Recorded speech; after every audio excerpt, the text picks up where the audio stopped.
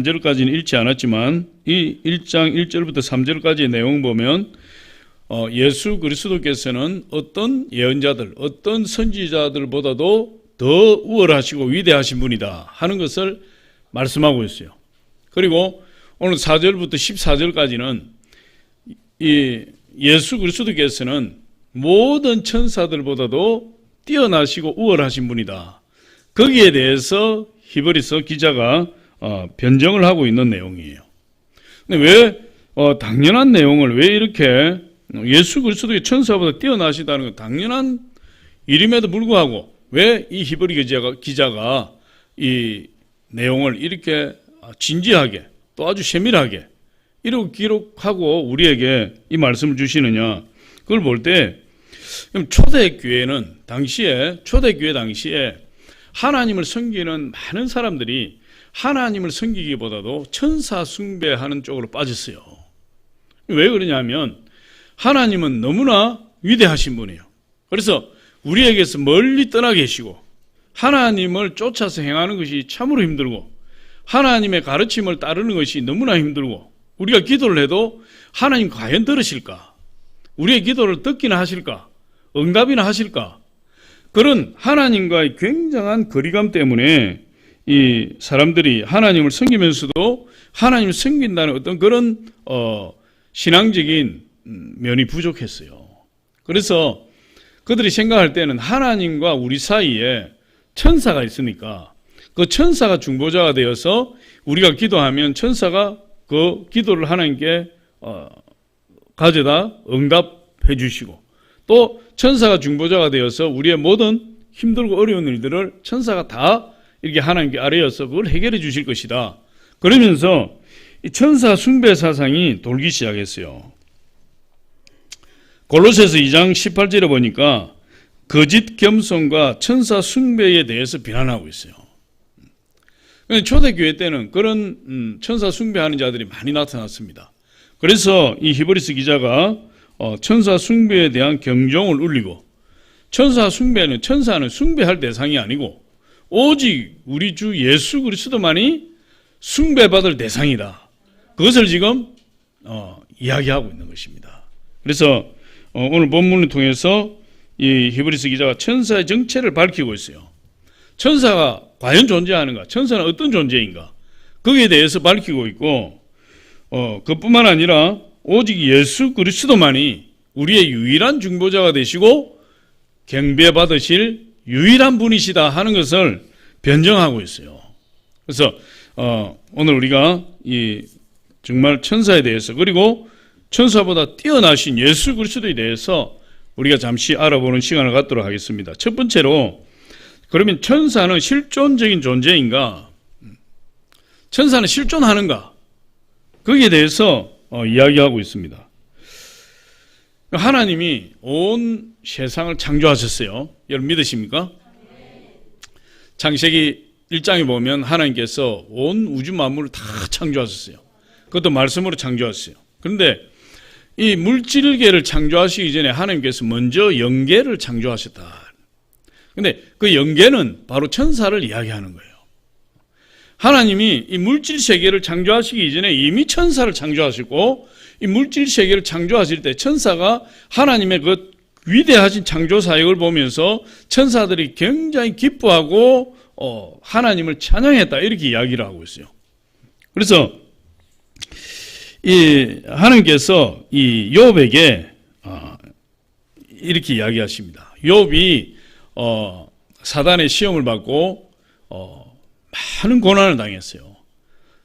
참으로 엄청난 고난을 당했는데 그 고난 가운데서 하나님 앞에 궁금증이 너무나 많았던 거죠. 자기가 왜 고난을 당해야 되는지 그 부분에 대해서 굉장히 고민이 많았고 무엇 때문에 자기가 이런 고난을 당해야 되는지 고민이 많았고 그래서 하나님께 수없이 많이 질문해요. 그런데 하나님께서 일철 대답을 하지 않습니다. 그게 내 친구들이 와서 그렇게 욥을 괴롭혀요. 네가 죄가 있으니까 하나님이 너에게 이런 심판을 하시는 거 아니냐. 빨리 하나님 회개해라. 회개하면 하나님께서 너를 회복시켜 주실 것이다. 그러나 그런 친구들과의 그런 어떤 그 대화를 통해서도 욥이 많은 상처를 입었고 그런 가운데서 욥이 혼자 있을 때 하나님 앞에 굉장히 많이 아뢰었어요. 하나님 응답해 주세요. 하나님 저에게 말씀해 주세요. 저에게 나타난 이런 일들, 이런 현상들을 어떻게 해서 나에게 이런 일이 일어나고 있습니까? 하나님 1절 말씀 안 하신다. 1절 말씀 안 하시고 계시다가 38장에, 욥기 38장에 하나님께서 느닷없이 욥에게 나타나세요. 어떻게 나타나요? 폭풍우 가운데 나타나셨다 그랬어요. 하나님께서 폭풍우 가운데 욥에게 나타나셔서 욥이 지금까지 수없이 많이 퍼부었던 그 질문들에 대한 답을 하시는 것이 아니라 욥에게 이런 질문을 하세요. 내가 이 땅의 기초를 놓을 때에 네가 어디에 있었느냐? 그렇게 이야기를 해요.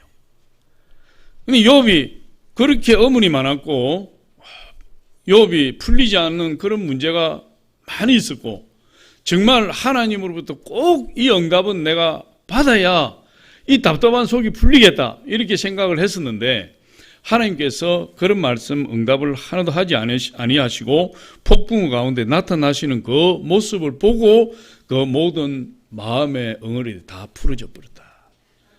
그렇게 이야기하고 있어요. 우리가 하나님 앞에 기도를 많이 하고 있지만 우리가 하나님 만나는 순간 하나님을 만나는 순간 그 모든 응어리들과 어려움들은 다 눈 녹듯이 사라져 버리는 것을 우리 경험해요.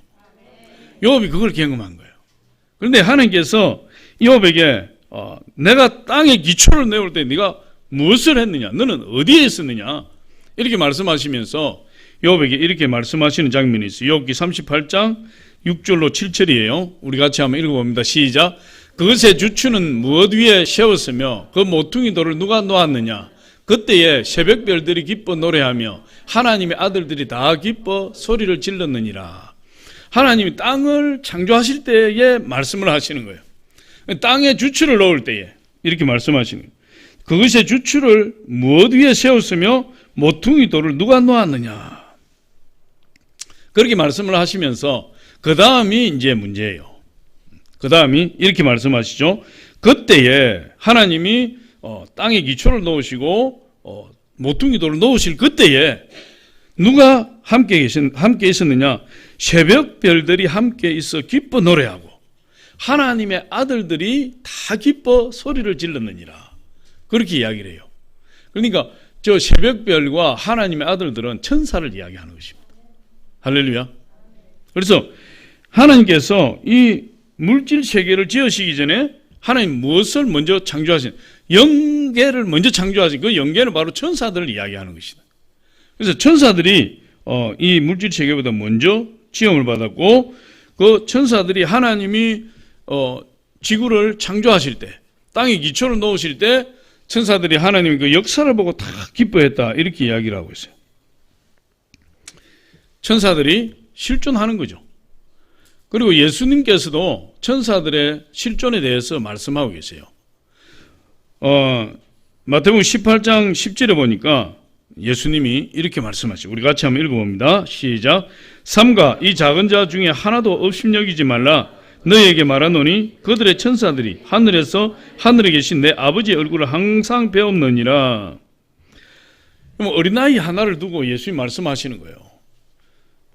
어린아이들이 예수님께 오려고 하는 것을 예수님 제자들이 다 막았어요. 그랬더니 예수님 말씀하세요. 이 어린아이들을 업신여기지 말라. 그들에게 하나님 파송한 천사들이 있어서 그 아이들을 돌보는 천사들이 항상 매일같이 하나님 얼굴을 뵙는다. 그럼 지금 우리 옆에 천사들이 있어요, 없어요? 그럼 천사가 있어요. 그럼 각 사람을 수호하는 천사가 있어요. 나중에 다시 한번 나오지만 이들을 수호 천사라고 이야기해요. 저에게도 천사가 있어요. 돕는 천사가 있어요. 그리고 하나님께 매 순간 나의 선한 일이나 좋지 못한 일이나 이것을 하나님께 올라가서 아뢰고 하나님 얼굴을 뵙고 하나님 아래에는 천사들이 있다는 거예요. 예수님 말씀하신 거죠. 그럼 예수님이 십자가를 지시기 전에 겟세마네 동산에서 밤새도록 기도하시고 그 금요일 날 새벽에 겟세마네 동산에 내려오시다가 체포를 당했어요. 그때 베드로가 칼을 빼어서 로마 병정의 귀를 쳤는데 귀가 떨어져서 땅에 떨어진 거예요. 그때 예수님 그 길을 주서 그 말고라는 사람이 말고의 길을 붙이시고 베드로에게 이렇게 이야기합니다. 칼로 흥하는 자는 칼로 망한다.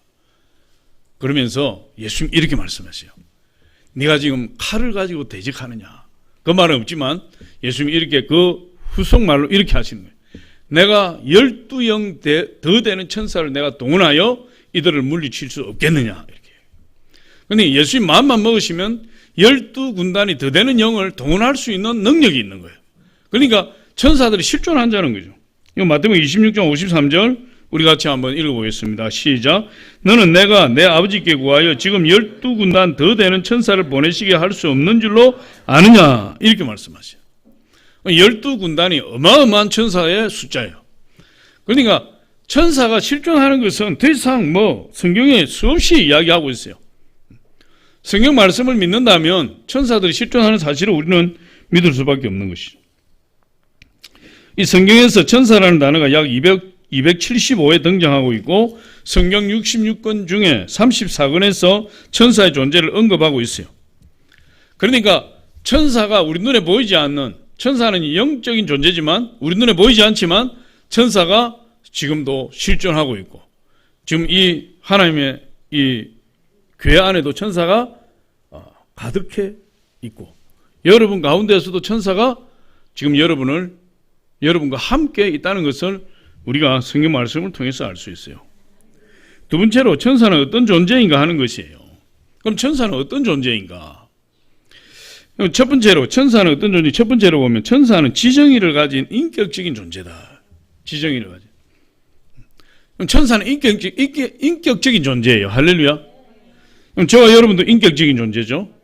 우리 하나님, 예수님 굉장히 인격적인 존재입니다.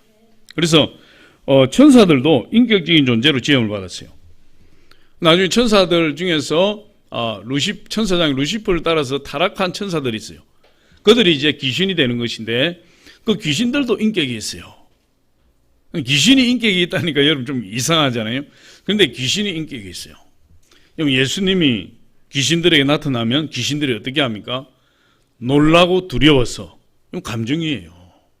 귀신들이 놀라고 두려워서 예수님 앞에 달려나와서 무릎 꿇고 우리를 지옥에 매라리 오시나이까. 그렇게 예언하는 모습이 있어요. 그러니까 벌써 예수님을 당신은 하나님 아들이시오. 벌써 지식이 있는 거죠. 그리고 감정이 있잖아요. 놀라서 무릎 꿇고 의지가 있어서 기도하는 것입니다. 그럼 귀신도 인격이 있는 거예요. 근데 천사도 당연히 인격이 있어요. 천사가 인격이 있는데 이 천사들이 예수님 탄생을 베들레헴 목자들에게 증거하는 장면이 있어요. 예수님이 베들레헴 마을 구유에 탄생하실 때에 그 밤에 들에서 양을 치던 목자들에게 천사들이 나타나서 예수 그리스도 탄생하셨다는 소식을 전해줘요. 누가복음 2장 10절로 14절인데 우리 같이 한번 읽어봅니다. 시작. 천사가 이르되 무서워하지 말라. 보라 내가 온 백성이 미칠 큰 기쁨의 좋은 소식을 너희에게 전하노라. 오늘 다윗의 동네에 너희를 위하여 구주가 나셨으니 곧 그리스도 주시니라. 너희가 가서 강보에 쌓여 구유에 뉘어 있는 아기를 보리니 이것이 너희에게 표적이니라 하더니 홀련히 수많은 천군이 그 천사들과 함께 하나님을 찬송하여 이르되 지극히 높은 곳에서는 하나님께 영광이요 땅에서는 기뻐하심을 평화로다 하니라. 그럼 천사들이 큰 무리가 기쁨으로 하나님을 찬양하고, 할렐루야. 그리고 목자들에게 지식을 가르쳐주고 빨리 가서 태어나신 예수님을 배워라.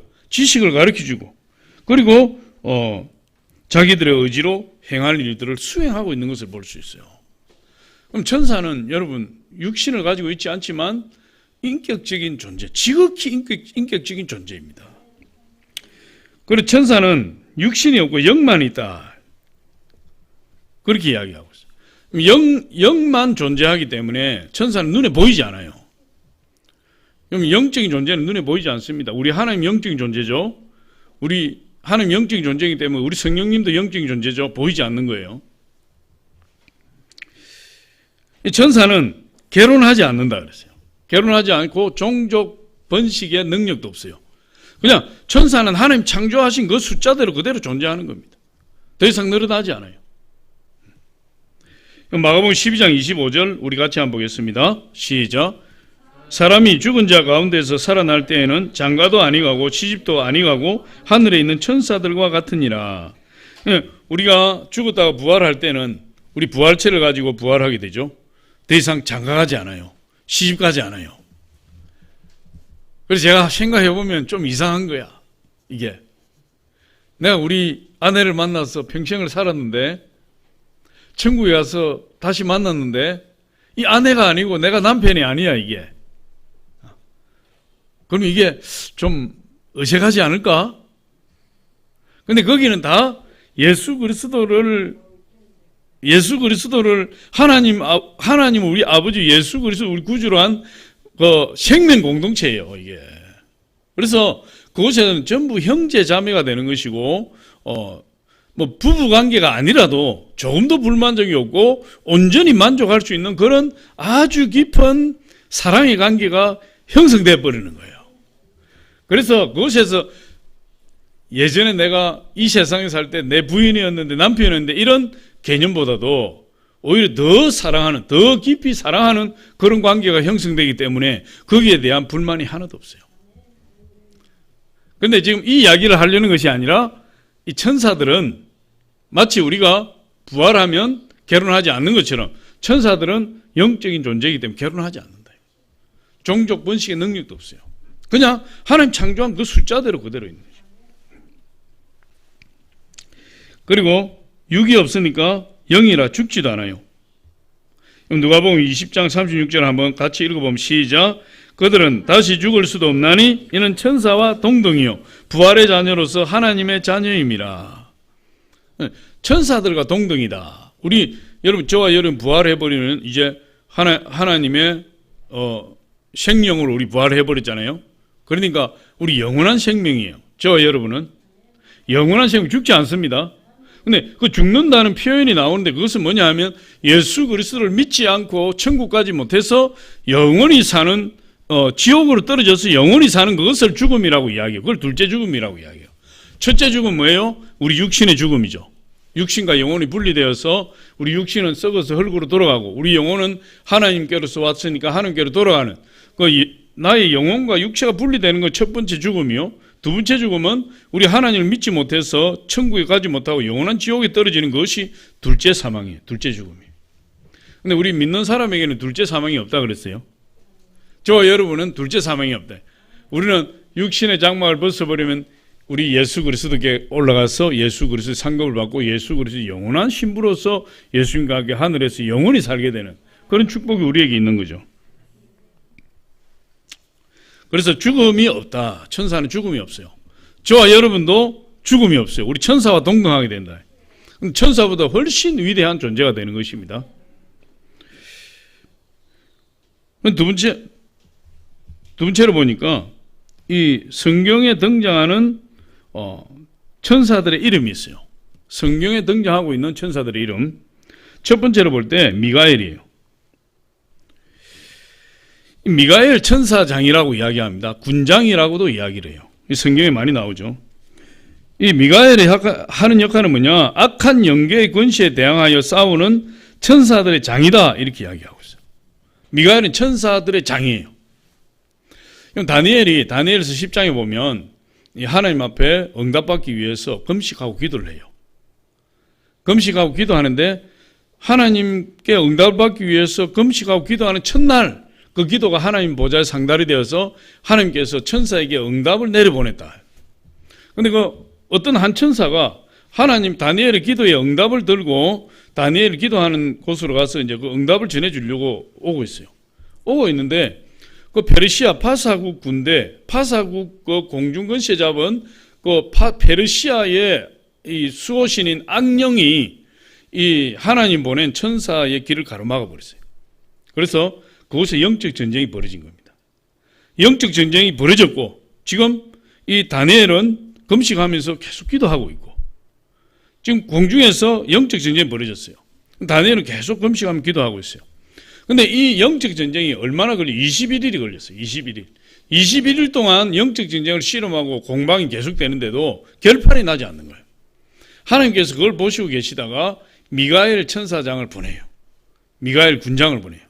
미가엘이 와서 그 천사를 도와서 바사국 군대, 그 악한 영의 세력들을 물리치고 다니엘에게 그 기도의 응답을 전해주는데 그것이 21일이 걸렸어요. 21일. 여러분 대단하잖아요. 그러니까 우리 눈에는 보이지 않지만 이 영계에서는 엄청난 영적 전쟁이 일어나고 있는 것입니다. 우리가 이 땅에서 포기하지 않고 기도하는 게 중요해요. 그래야 하나님께서 도와주시는 거죠. 그 내용을 우리 한번 볼 텐데 다니엘서 10장 13절 한번 보겠습니다. 시작. 그런데 바사 왕국의 군주가 21일 동안 나를 막았으므로 내가 거기 바사 왕국의 왕들과 함께 머물러 있더니 가장 높은 군주 중 하나인 미가엘이 와서 나를 도와주므로, 이 미가엘은 천사장이에요. 군장이에요. 그래서 하나님이 미가엘을 보내서 이 천사를 도와줌으로 인해서 결국 페르시아의 그 수호신을 물리치고 그 악령을 물리치고 다니엘에게 21일 만에 응답을 전해주었다. 다니엘이 그 응답을 받고 얼마나 감격했겠습니까? 그러니까 여러분 이 악한 세력들, 사단의 세력들, 악령의 세력들은요 어떻게 하든지 우리가 기도하지 못하게 해요. 기도하는 것을 힘들게 만들고 어떤 수단과 방법을 가리지 않고 기도하지 못하도록 방해를 해요. 우리가 기도를 하려고 하면은요 이런 생각이 많이 들어요. 아, 오늘 기도가 잘 안 되네. 응? 오늘 기도가 안 되니까 내일 기도하자. 내일은 미뤄요. 또 기도 좀 하려고 하면 생전 연락하지 않던 친구가 10년 만에 전화가 오네. 또 기도 좀 하려고 마음먹었더니 세상에 집에 가스불을 껐는지 켜놨는지 이게 막 기도할 때마다 갈등이 생겨서 중심 마음을 잡고 기도할 수가 없네 이게. 그래서 막 기도하다가 막 엉덩이가 막 덜썩덜썩하고 갔다 와야 되나 그냥 기도해야 되나 그런 고민 가운데 기도를 못하게 만드는 거예요. 또 기도하려고 하면 몸이 피곤해요. 굉장히 몸이 피곤해서 오늘은 기도를 못하겠다 이런 생각이 들어요.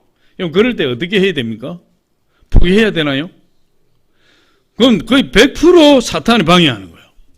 그럴 때 어떻게 해야 되죠? 기도를 방해하는 이 더러운 사탄은 물러갈지어다. 그걸 계속 쫓아버리면요 한 5분에서 10분 정도만 쫓아버리면 그 내 입에서 방언기도가 줄줄줄 나오면서 기도가 그냥 불같이 타올라 버려요. 할렐루야. 마귀는 어떻게 하든지 기도하지 못하게 해요. 그걸 우리가 알아야 돼. 그 전략을 알아야 돼요. 그래야 내가 오늘은 기도 못하겠구나, 오늘 기도가 너무 힘들구나, 내일 기도해야 되겠구나, 여러 가지 분잡한 일이 생기는구나, 이럴 때는 하나님이 그 기도에 반드시 응답하는 날이라는 사실을 알아야 돼. 그럴 때 마귀가 미리 알아서 방해하는 거예요. 예수님이 이 기도에 대해서 가르쳐 주신 내용이 많이 있잖아요. 누가복음 11장에도 있고 누가복음 18장에도 있고 마태복음 6장에도 있고 예수님 기도에 대해서 많이 가르쳐 주셨어요. 마태복음 7장에도 있고. 근데 누가복음 18장에 보면 불의한 일을 당한 과부의 기도가 나와요. 근데 예수님이 그 기도를 예화를 들어서 비유로 들어서 기도를 가르치는 거예요. 제자들에게. 이렇게 기도하라 이 말이에요. 근데 어떻게 기도하느냐? 그 과부가 억울한 일을 당했어요. 억울한 일을 당했는데 이 과부는 백그라운드도 없고 자는 사람도 없고 힘 있는 줄도 아무도 없어요. 이 과부를 도와줄 수 있는 사람은 이 세상에 아무도 없어요. 남편도 없고 자식도 없고. 그런데 그 도시에 재판하는 재판장이 있는데 이 재판장은 하나님을 두려워하지 않고 사람을 무시하는 사람이에요. 그런데 그 재판장도 믿을 수가 없는 거예요. 그 재판장도. 그런데 이 과부는 자기가 믿을 데가 아무도 없기 때문에 설사 재판장이 믿을 수 없어도 자기의 문제를 해결해 줄 수 있는 권력을 가진 사람, 능력을 가진 사람은 이 불의한 재판장밖에 없어요.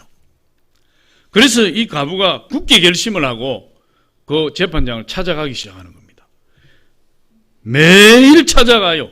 눈만 뜨면 찾아가서 관정에 엎드려 있다가 그 재판장이 나오면 바짓가락을 붙들고 재판장이여 내 억울한 원한을 풀어주소서, 뿌리치고 가면은 따라다니면서 내 억울한 원한을 풀어주소서, 그리고 재판장이 나가면은 또 집에 가서 올 시간 헤아리고 있다가 다시 돌아와서 재판장이 돌아오면 또 바지가랑이 붙들고 내 원한을 풀어주소서, 억울함을 풀어주소서. 막 아침이고 점심이고 저녁이고 막 외출할 때든 뭐 할 때든 계속 나와서 그냥 내 억울한 원한을 풀어주소서. 재판장이 그렇게 고백해요. 내가 하나님을 두려워하지 아니하고 사람을 무시하는 자지만 이 과부의 원한을 풀어주지 않고는 내가 편히 지낼 수가 없겠구나. 그래서 그 과부의 원한을 풀어줬다 그랬어요. 근데 예수님 뭐라고 이야기하면 하물며 하늘에 계신 너희 하늘 아버지께서 그 밤낮 부르짖는 자들의 기도를 들어주지 아니하시겠느냐. 그렇게 말씀하시는 거예요. 기도를 그렇게 해야 된다. 끈질기게 해야 된다. 얼마나 마귀가 많이 방해하고 기도 못하게 하는지 모른다 이 말이에요. 그런데 그 비유를 말씀하시기 전에 예수님께서 전제로 하신 말씀이 있어요. 누가복음 18장 1절인데 거기에 뭐라고 말씀하시냐면 이렇게 이야기했어요. 아까 저기 나오네. 한번 같이 읽어봅니다. 시작. 항상 기도하고 낙심하지 말아야 할 것을 비유로 말씀하여 이르시되. 기도는 어떻게 한다고요? 항상 해야 돼요. 그리고 어떻게 해야 돼요? 낙심하지 말아야 돼요. 기도할 때. 반드시 기도하면 마귀가 낙심하게 만들고 반드시 기도하면 계속 기도하지 못하도록 막는다 이 말, 마귀가. 그게 마귀의 전략이에요. 그러니까 우리가 기도하려고 하면 마귀가 굉장한 방해가 심해요. 어마어마하게 방해해요. 그걸 이겨나가야 돼요. 할렐루야. 그래서 이 미가엘 천사장은 이 군대 장관으로서 마귀의 세력을 파괴하는 그런 아주 능력 있는 천사장이에요. 어느 날 천계에서 영계에서 전쟁이 일어났어요. 사단과 사단을 따르는 그것도 천사장이에요. 천사장과 그를 따르는 천사들. 하나님을 대적하고 반역했어요. 그때 미가엘이 자기 수하의 천사들을 이끌고 하늘에서 전쟁을 벌였는데 이 미가엘 천사장이 사단의 세력을 다 물리치고 용의 세력을 물리치고 그 용의 세력들을 다 내쫓아버렸다. 군대 장관이에요. 요한계시록 12장 7절로 8절 같이 한번 읽어봅니다. 시작. 하늘에 전쟁이 있으니 미가엘과 그의 사자들이 용과 더불어 싸울세 용과 그의 사자들도 싸우나 이기지 못하여 다시 하늘에서 그들이 있을 곳을 얻지 못한지라. 그러니까 이 천사장 중에 한 천사장이 자기를 따르는 천사들을 꼬셨다 그래요? 꼬셔가지고 하나님 대적하게 만들었다. 그들이 미가엘과 그 따르는 천사들이 패배해서 하늘에서 쫓겨나서 이 땅으로 쫓겨나게 되는데 그들이 바로 그 우두머리가 마귀가 사탄이 되었고 용이죠. 사탄이 되었고 그 타락한 천사들이 다 귀신이 되었어요. 귀신이 되어서 지금도 사람들 하나님 믿는 자들 끊임없이 괴롭히는 귀신들이에요. 귀신 들린 사람들 많이 보셨죠? 왜 그렇습니까? 그 하나님을 잘 섬기는 자들을 타락시키는 게 그들의 목적이에요. 그래서 미가엘 천사장에 대해서 이야기하고 또 가브리엘 천사장에 대해서도 이야기하고 있어요. 가브리엘 천사. 이 가브리엘 천사의 하는 일은 하나님의 소식을 전달하는 임무를 맡았어요. 다니엘서 8장에 보니까 이 다니엘이 하루는 환상 가운데 을레강변에 갔다 했어요. 환상을 보여주면 어디든 가잖아요. 갔어요. 가서 보니까 하나님의 음성이 들려오는데 하나님이 가브리엘 천사를 불러요. 다니엘 8장 16절을 한번 보겠습니다. 시작. 내가 들은즉 을레강 두 언덕 사이에서 사람의 목소리가 있어 외쳐 이르되 가브리엘아 이 환상을 이 사람에게 깨닫게 하라 하더니, 그러니까 하나님의 음성이 들려오는데 가브리엘아 이 환상을 사람들에게 깨닫게 하라. 가브리엘 천사를 부르는 거예요. 이 가브리엘 천사를 볼 때 조금 전에 다니엘이 21일 다니엘 기도를 할 때 그 파사국 군대 공중근시 잡은 악령의 세력과 그 싸웠던 천사가 그 천사 이름 밝히질 않고 있어요. 미가엘 천사가 와서 도와준데 그 본래 하나님의 응답을 가지고 갔던 이 먼저 갔던 그 천사의 이름이 밝히지 않고 있어요. 1인칭으로 쓰고 있어요. 내가 하라고 이야기하고 그 천사가. 그런데 이 소식을 전하는 천사가 가브리엘이라는 사실을 볼 때 그 천사가 가브리엘이었을 것이다 이렇게 보는 겁니다. 가브리엘 천사가 하나님의 응답을 가지고 그 소식을 다니엘을 전하러 갈 때 파사국 군대가 바로 막혀서 영적 전쟁 가운데 미가엘 천사가 와서 도와주어서 다니엘의 그 소식을 전했다. 예수님의 탄생에 대해서 이 가브리엘 천사가 마리아에게 가서 예수님 탄생의 소식을 전했어요. 수태고지라고 그러죠. 그때 갔던 천사가 가브리엘 천사예요. 우리 누가복음 1장 26절로 31절 우리 같이 한번 읽어봅니다. 시작. 여섯째 달에 천사 가브리엘이 하나님의 보내심을 받아 갈릴리 나사렛이란 동네에 가서 다윗의 자손 요셉이라 하는 사람과 약혼한 처녀에게 이르니 그 처녀의 이름은 마리아라. 그에게 들어가 이르되 은혜를 받은 자의 평안할지어다. 주께서 너와 함께 하시도다 하니 처녀가 그 말을 듣고 놀라 이런 인사가 어쩌민가 생각하며 천사가 이르되 마리아여 무서워하지 말라. 내가 하나님의 은혜를 입었느니라. 보라 내가 잉태하여 아들을 낳으리니 그 이름을 예수라 하라.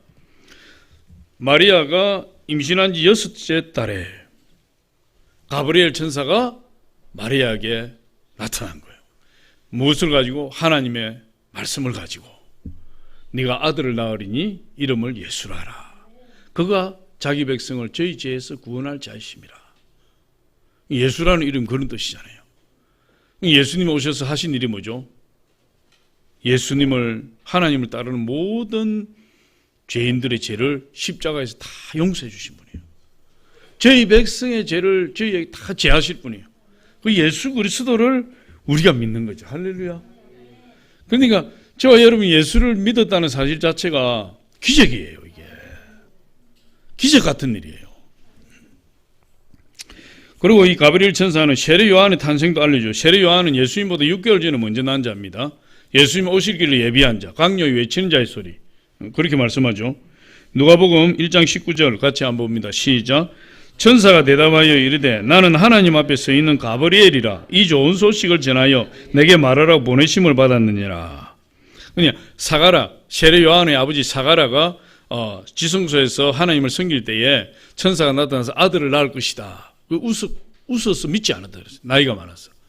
엘리사벳도 나이가 많고 사가라도 나이가 많고. 그런데 입을 봉해버렸어요. 버부리가 됐어요. 애 낳을 때까지. 근데 애를 낳고 나니까 세례 요한이라는 이름을 딱 주셨다. 가브리엘 천사가. 그러니까 가브리엘 천사는 하나님의 소식을 전하는 자예요. 그런 천사예요. 그 다음에 또 보니까 성경에서 어떤 천사가 있냐. 거룹 천사가 있어요. 거룹 천사. 이 거룹 천사라는 것은 이 발음 자체가 이 체루예요. 체루. 그룹. 체루인데 이 체루가 우리말로 번역할 때 비슷한 발음 그룹으로 번역한 거예요. 근데 이 체루, 그룹 천사는 체루빔 이렇게 이야기하거든요. 이 히브리어는 이 복수를 표기할 때는 어미 변화가 있는데 어미에 임자가 붙은 복수예요. 우리 하나님 할 때 엘로힘 하잖아요. 어미에 임이 붙어요. 그건 복수예요. 우리 할 때 하나님이 우리의 모양대로 우리의 형상을 따라 할 때 이게 엘로힘이 힘으로 써요. 복수예요. 성부, 성자, 성령, 삼위일체 하나님. 그래서 어미가 임이 붙으면 복수거든요. 이 체루 하면은 그룹 천사고 체루빔 하면은 그룹 천사들을 이야기해요. 근데 이 천사들은 뭘 하느냐? 하나님의 거룩함을 나타내는 천사예요. 하나님의 거룩함을. 이 신천지가 지금 문제잖아요. 신천지가 몇 년 전에 이 기독교에 도전을 엄청 했어요. 신천지가 진리인지 기독교가 진리인지 하나님의 말씀을 가지고 한번 대결합시다. 신천지에서 도전을 많이 한 거예요. 그런데 우리 정통 기독교에서는 그걸 어떻게 받아들이는 거죠? 저 이단하고 논쟁해서 무슨 유익이 있느냐? 예수님도 논쟁하지 말라 그랬거든요. 논쟁하지 말라. 저 이단하고 논쟁해서 무슨 유익이 있느냐? 그런데 하도 이것들이 언론에 공개를 하고 기독교에서 진리 전쟁을 피한다고 이야기하고 하나님 말씀으로 한번 붙어보자고 막 자꾸 이러니까 어떤 기독교 단체에서 그걸 했어요. 그걸 했는데 그 영상이 이제 돌아다녀서 제가 봤는데 이 신천지 강사가 이제 나와서 이 거룩 천사에 대해서 이야기를 하는 겁니다. 이 거룩 천사가 있지 않느냐? 거룩 천사는 많은 천사들이 아니냐 이렇게 이야기를 해요. GROUP 그룹. 우리말로 그룹이라 했지만은 이 제루빔이라 그랬잖아요. 이 천사의 한 종류인데 이 신천지에서는 그것을 천사들이 많이 모여 있는 것을 그룹이라고 이해를 한 거예요. 그러니까 거기에 목사님들이 어떻게 하죠? 경악한 거죠. 아니 도대체 무슨 이야기를 합니까? 그럼 그룹 많이 모여 있는 천사를 이야기하는 것이 아니고 천사의 한 종류로서 하나님의 보좌에서 하나님을 거룩하게 하는 그룹 천사를 이야기하는 것입니다. 그때 막 제가 그거 보니까 신천지 강사가 막 그냥 얼굴이 홍당무가 되어가지고 막 고개를 못 들고 막 그게 뭐 이게 뭐 이러면서 막 성경책을 뒤지고 하던데 아무리 뒤져봐야 그걸 증명해 줄 성경 구절은 없어요. 참 황당한 사건이죠. 그런데도 거기에 빠져서 이단에 속아서 지옥에 가는 수없이 많은 사람들이 나온다. 그건 영적인 미혹을 당했어요. 어쨌든 이 거룩 천사가 있습니다. 이들은 하나님의 영광과 신성을 드러내는 일을 해요. 그래서 이 거룩 천사는 내 얼굴 모양이 내 얼굴의 모양이 있어요. 사송사독이라 그래요. 사자, 송아지, 사자의 얼굴이 있고 송아지의 얼굴이 있고 사람의 얼굴이 있고 독수리의 얼굴이 있어요. 사송사독. 네 날개가 있어요. 네 날개로 창화하며 하나님 거룩함을 찬양하고 하나님 거룩한 보좌에서 하나님께서 그룹들 가운데 거하시고 자정하시고 하나님 또 그룹을 타고 나르시고 이런 표현들이 성경에 많이 있어요. 그래서 이 거룩 천사가 있는데 이 에덴 동산에서 아담이 최초로 범죄했을 때 에덴 동산 쫓겨나게 되었죠. 쫓겨나게 되었을 때 이 범죄한 아담이 쫓겨나서 동산 중앙에 있는 생명과를 먹으면 죄 가운데 영원히 살기 때문에 그건 안 되는 거예요. 그래서 하나님께서 에덴 동산에서 아담과 하와를 쫓아내시고 이 두루 도는 하얀검으로 막았는데 그때 누구와 함께 하얀검으로 막았느냐? 거룩 천사와 함께 하얀검으로 막아버렸다. 그게 성경에 나온 최초의 거룩 천사의 이야기. 창세기 3장 24절 같이 한번 봅니다. 시작. 이같이 하나님이 그 사람을 쫓아내시고 에덴 동산 동쪽에 그룹들과 두루 도는 불칼을 두어 생명나무의 길을 지키게 하시니라. 그룹들과 두루 도는 불칼, 하얀검이죠. 이것을 두어서 에덴 동산에 접근하지 못하게 해요. 근데 요한계시록에 가면 새하늘과 새 땅, 신천신지가 임할 때 거기에 이 생명나무가 열매를 맺어요. 우리 부활하게 될 때 우리는 영원히 사는 그런 축복이 우리에게 있는 거죠. 그리고 이제 거룩 천사 또 어디에 나오냐 하면 이스라엘 백성들이 광야를 행진할 때 그 성막을 만들었잖아요. 성막을 만들고 지성소를 만들어 지성소 안에 법궤를 두었어요. 법궤 안에는 하나님 십계명 두 돌판, 아론의 쌍난 지팡이, 만나다만 항아리 이렇게 들어갔죠. 근데 본래는 십계명의 두 돌판만 들어가요, 거기에. 근데 그 법궤가 있고 그 법궤 뚜껑이 있어요. 뚜껑을 속죄소라고 이야기해요. 거기서 하나님 만나주시는 거예요. 근데 그 속죄소 뚜껑에 거룩 천사가 이렇게 서로 마주보고 날개를 연하여 이렇게 맞대어서 그 형상, 거룩 천사의 형상을 만들어 놓고 있어요. 하나님이 거룩 천사들 가운데 자정하고 계신다. 하나님께서. 거룩한 천사를 이야기하는 거죠. 그래서 이 거룩 천사에 대한 이야기가 많이 있어요. 그 다음에 이제 서랍이나 서랍 천사가 있는 이 세라핌이라고 그래요. 세라핌. 이제 복수로 임이 붙어서 세라핌 이렇게 이야기해요. 이 천사도 하나님을 거룩하게 하는 천사예요. 거룩함을 나타내는 천사예요. 근데 이 천사들은 유일하게 이 서랍 천사는 유일하게 이사야 6장에만 나와요. 6장에만 나와서 6날개가 있어요. 두 날개는 얼굴을 가리고 두 날개는 발을 가리고 두 날개를 날면서 하나님을 향해서 거룩하다. 우리 하나님 거룩함을 굉장히 드러내는 그런 거룩한 천사죠. 그럼 이사야 6장 1절로 3절 우리 같이 한번 읽어봅니다. 시작. 우시야 왕이 죽던 해에 내가 본 적 주께서 높이 들린 보좌에 앉으셨는데 그의 옷자락은 성전에 가득하였고 서랍들이 모시고 섰는데 각기 6날개가 있어 그 둘로는 자기의 얼굴을 가리었고 그 둘로는 자기 발을 가리었고 그 둘로는 날며 서로 불러 이르되 거룩하다 거룩하다 거룩하다 만군의 여호와여 그의 영광이 온 땅에 충만하도다 하더라. 그래서 이 거룩천사와 서랍천사가 비슷한 역할을 하는데 이 서랍천사는 이사야 6장에만 나타나고 있고 6날개로 자기의 얼굴과 다리를 가리는 거죠. 여러분 우리 하나님 거룩하신 분이에요. 그래서 구약시대에는 하나님 얼굴을 배웠고 살 자가 하나도 없었잖아요. 모세가 시내산에서 율법을 받아도 하나님 얼굴을 본 적이 한 번도 없어요. 엘리야 선지자가 850명 바알과 아세라의 850명축 전쟁에서 승리하고 그가 갑자기 이세벨의 협박에 그냥 마음이 녹아내려서 시내산까지 도망가 버렸잖아요. 도망가서 하나님 만나는데 그때도 하나님이 얼굴을 보여주지 않아요. 등을 막으시고 말씀하시는 거예요. 왜? 거룩한 하나님을 우리가 보면 죽어요. 그래서 성소와 지성소에 찢어질 수 없는 휘장을 막아놓았잖아요. 막아놓고 1년에 한 번만 대제사장이 모든 이스라엘 백성이 죄를 가지고 들어가서 죄 용서를 받는 것이에요. 그런데 예수님이 십자가에서 우리 죄 문제를 해결해 버리셨잖아요. 휘장이 찢어져 버렸잖아요. 지성소가 오픈돼 버렸잖아요. 예수의 보혈이 우리를 모든 죄에서 깨끗하게 해버리시는 거예요. 예수의 피가. 할렐루야. 그래서 하나님 거룩한 분이에요. 그래서 이 서랍천사가 날면서 두 날개로 날아다니면서 우리 하나님 거룩함을 막 계속 이야기하는 거예요. 거룩하다 거룩하다 거룩하다.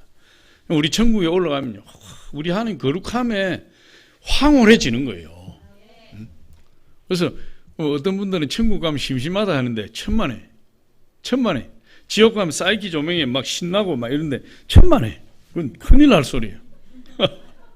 그래서 저와 여러분이 이 세상에서 우리가 천국을 맛볼 수 있잖아요. 천국을 맛볼 수 있는 뭐죠?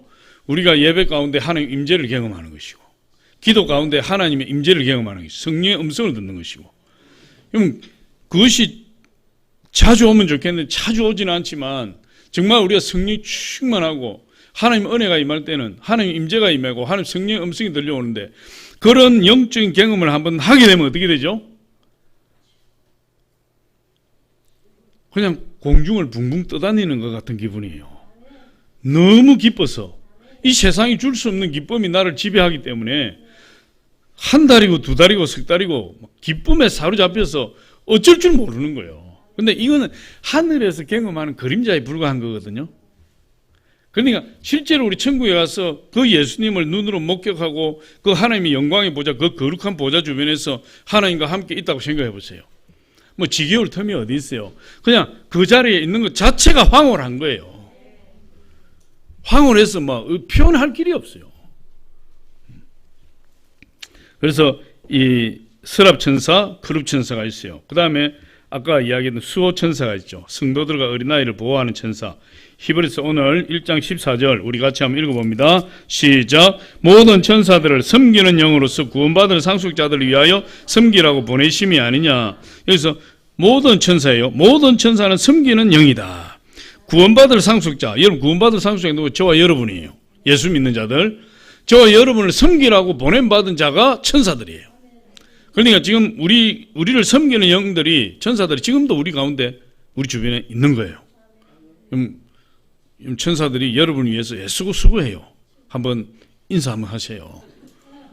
수고 많으십니다. 이렇게 항상 그냥 돌봐주시고 수고해서 감사합니다. 천사가 옆에 있어요 지금. 성경이 분명하게 이야기하죠. 그리고 아까 마태복음 18장 10절에 지극히 적은 자 어린아이 없이 여기지 말라. 그들에게 보낸 천사가 항상 하나님 얼굴을 배웠느니라. 여러분 그랬잖아요. 우리 다시 한번 읽어봅니다. 마태복음 18장 10절 시작. 삼가 이 작은 자 중에 하나도 없이 여기지 말라. 너에게 말하노니 그들의 천사들이 하늘에서 하늘에 계신 내 아버지의 얼굴을 항상 배웁니다. 여러분 그 천사가 우리에게 파송된 천사가 하나님의 얼굴을 매일 배웁니다. 왜 뵙겠어요? 그냥 뭐 보고 싶으니까 막 올라갔다가 자기는 막 시공간을 초월하니까 보고 싶어서 올라갔다가 얼굴 한번 보고 내려오고 이런 게 아니에요. 그런 게 아니고 보고 할 게 있다. 보고 할 게. 좋은 일도 보고 하고 안 좋은 일도 보고 하고. 하나님 얼굴을 배운다는 것은 그런 거죠. 그래서 이 수호 천사가 있어요. 그 다음에 이제 타락한 천사들, 사단의 세계도 계급이 있어요. 그걸 이제 이 에베소 6장에 보면은 정사와 권세와 어둠의 세상 주관자들 이런 계급 구조가 쫙 있어서 그들도 이 타락한 천사들도 그런 계급 구조 가운데 있어요. 에베소 6장 12절 한번 봅니다. 시작. 우리의 씨름은 혈과 육을 상대하는 것이 아니요 통치자들과 권세들과 이 어둠의 세상 주관자들과 하늘에 있는 악의 영들을 상대함이라. 그래서 이 사단의 세력도 이 계급 구조가 쫙 있어서 조직이 잘 되어 있다. 그러니까 사단을, 귀신의 세력, 사단의 세력 우리가 우습게 여기면 안 되는 거예요. 우리보다는 훨씬 능력이 많죠. 그러나 우리에게는 그들이 우리보다 능력이 훨씬 많아도 우리가 두려워하고 걱정하지 않을 것은 우리에게는 온 우주를 통치하시는 예수 그리스도께서 계신다. 할렐루야. 예수님이 우리와 함께 하시는 한 우리 두려울 게 없는 거예요. 아무리 사단의 세력이 대단한 능력을 가지고 있다 할지라도 우리가 두려워할 것이 하나도 없다. 왜? 사단의 세력보다 몇십 배, 몇만 배 더 위대하신 능력을 가진 예수님이 우리와 함께 하시니까. 그래서 성경에서 천사의 존재들에 대해서 이야기하고 있는 겁니다. 시간이 막 흘러가는데 마지막으로 오늘 이제 이 논지의 핵심이에요. 천사보다 뛰어나신 예수님, 여기에 대해서 이야기하는 거죠. 지금 천사에 대해서 포커스를 맞춘 것이 아니고 예수님에게 포커스를 맞추기 위해서 천사에 대해서 쭉 이야기했다 이 말이에요. 그만큼 예수님 중요하신 분이에요. 할렐루야. 그럼 천사들은 하나님을 우리가 알아보니 하나님 찬양하고 영적 전쟁을 치르고 믿음의 성도들을 보호하고 여러 가지 하나님이 주신 임무를 수행하는 대단한 존재들이에요. 사람보다 능력이 월등하고 그러나 그럼에도 불구하고 그들은 예수 그리스도의 통치를 받는 존재에 불과하다는 거예요. 그들의 능력이 대단하지만 하는 일이 어마어마하지만 그러나 예수 그리스도의 지배를 받는 존재에 불과한 것이고 그것을 볼 때 우리 주님의 위대하심은 감히 천사들과 비교할 수 없을 정도다. 그래서 주님 천사보다 주님의 우월하심은 첫 번째로 볼 때 주님은 천사들의 경배를 받으시는 분이다. 경배. 천사들이 우리 주님을 예배하는 자예요. 경배하는 자예요. 1장 6절에 보니까 오늘 같이 한번 읽어봅니다. 시작. 또 그가 마다들을 이끌어 세상에 다시 들어오게 하실 때에 하나님의 모든 천사들은 그에게 경배할지어다. 하나님 모든 천사들이 누구를 경배합니까? 예수님을 경배한다 이 말이에요. 예수님을. 여러분 이슬람에서는 모하메드가 창시했는데 예수님을 그냥 선지자 중에 하나로 보는 거예요. 선지자 중에 하나로. 그러나 예수님은 선지자 중에 하나가 아니고 예수님은 하나님의 아들이시며 하나님 본체시며 하나님 영광의 본체가 되시고 여러분 예수 그리스도는 하나님 자신이에요. 할렐루야.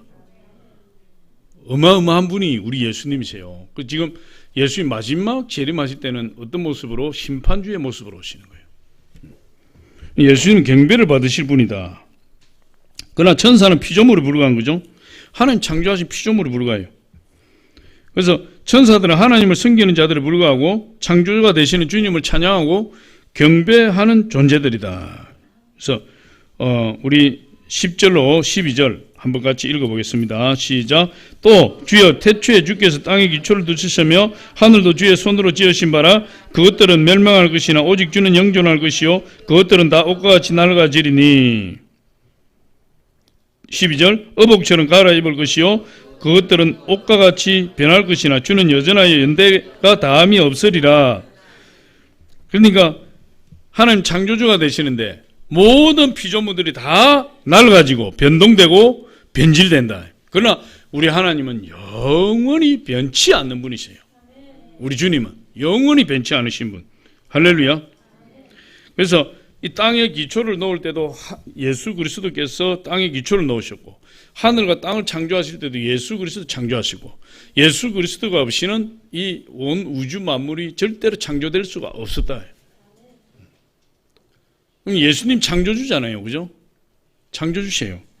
요한복음 1장 1절로 3절 같이 한번 읽어봅니다. 시작. 태초에 말씀이 계시니라. 이 말씀이 하나님과 함께 계시니 이 말씀 곧 하나님이시라. 그가 태초에 하나님과 함께 계셨고 만물이 그로 말미암아 지은 바 되었으니 지은 것이 하나도 그가 없이는 된 것이 없으니라. 예수 그리스도가 없이는 만물이 지어질 수가 없었어요. 하나님 아버지께서 예수 그리스도와 함께 이 세상을 창조하셨다. 함께 영계를 창조하시고 피조물인 천사를 창조하시고 우리 사람을 창조하시고 모든 우주 만물을 예수 그리스도와 함께 창조하신 분. 예수님이 창조주가 되시니까 예수님 경배받으실 분이에요. 천사들은 피조물에 불과한 거예요. 감히 어떻게 피조물인 천사와 창조주가 되신 예수 그리스도를 비길 수가 있겠어요? 어떻게 천사를 경배할 수 있겠어요? 안 된다 이 말이에요. 그러니까 내 백성이 지식이 없어 망한다. 이런 사실을 하나님 알지 못하면 천사를 경배하다가 그냥 천사를 경배하다가 하나님 멸망시키는 멸망의 자리로 빠져들어가서 거기서 인생을 망치는 거예요. 그 다음에 두 번째로 보니까 주님은 천사는 예수 그리스도 조수에 불과하다. 예수 그리스도 히브리서 1장 8절로 9절에 보면 우리 같이 한번 읽어봅니다. 시작. 아들에 관하여는 하나님의 주의 보좌는 영영하며 주의 나라의 귀는 공평한 귀이다. 주께서 의를 사랑하시고 불법을 미워하셨으니 그러므로 하나님 곧 주의 하나님이 즐거움의 기름을 주께 부어 주를 동료로부터 더욱 뛰어나게 하셨도다. 이 말이 무슨 말이냐? 예수 그리스도는 공평한 하나님이시죠. 차별하지 않으시는 분. 할렐루야. 주님은 우리를 차별하지 않아요. 재산이 많고 적으면 차별하지 않고 학벌이 많고 적으면 차별하지 않고 건강하고 건강하지 않으면 차별이 없고 잘생기고 못생기면 차별이 없어요. 우리 주님 절대로 차별하지 않아요. 공평한 통치자가 우리 예수 그리스도예요. 할렐루야. 그런데 그런 공평한 의를 사랑하시기 때문에 예수 그리스도에게 뭘 미워하시는 거예요? 죄를 미워하시는 거예요. 의를 사랑하시면 죄를 미워하시는 거예요. 그러면 예수 그리스도의 비전은 뭐죠? 앞으로 오는 세상이 악이 전혀 없는 그야말로 하나님의 평화가 넘치는 그런 세상을 만드는데 거기에 쓰임받는 존재가 천사에 불과한 거예요. 예수 그리스도의 목적에 조금 쓰임받는 존재가 천사예요. 그러니까 예수님과 비교할 수 없는 존재죠. 그래서 하나님의 그 목적에 이 쓰임받는 하나님 목적을 이루는 과정에서 쓰임받는 천사, 그들은 하나님께 쓰임받는 조수에 불과하다. 여러분 노가다 아시죠? 노가다? 시다바리에 불과하다. 시다바리. 옛날에 영화 보니 내가 네 시다바리가 시다바리에 불과하다. 천사는 예수님의 시다바리에 불과하다. 마지막으로 세 번째 보니까 주님이 하나님 보좌 우편에 앉아 계신다 하시요. 우리 13절 한번 13절 시작. 어느 때에 천사 중 누구에게 내가 내 원수로 내 발등상 되게 하기까지 너는 내 우편에 앉아 있으라 하셨느냐. 여러분 예수 그리스도는 십자가를 지시고 3일 만에 사망 것에 철폐하지 부활하셔서 지금 어디 계시죠? 하나님 보좌 우편에 앉아 계시는 거예요.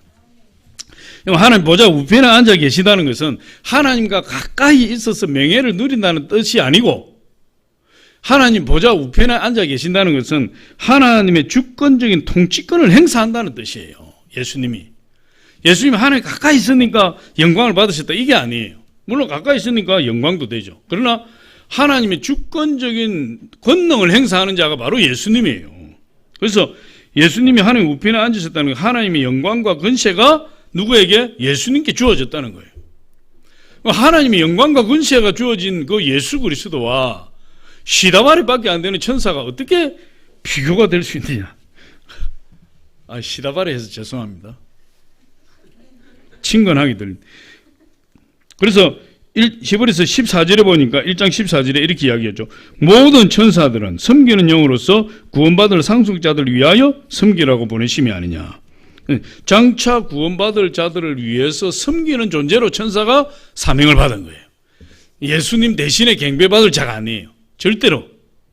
그런데 초대교회 때 이 사실을 모르고 천사를 숭배했다 이 말이에요.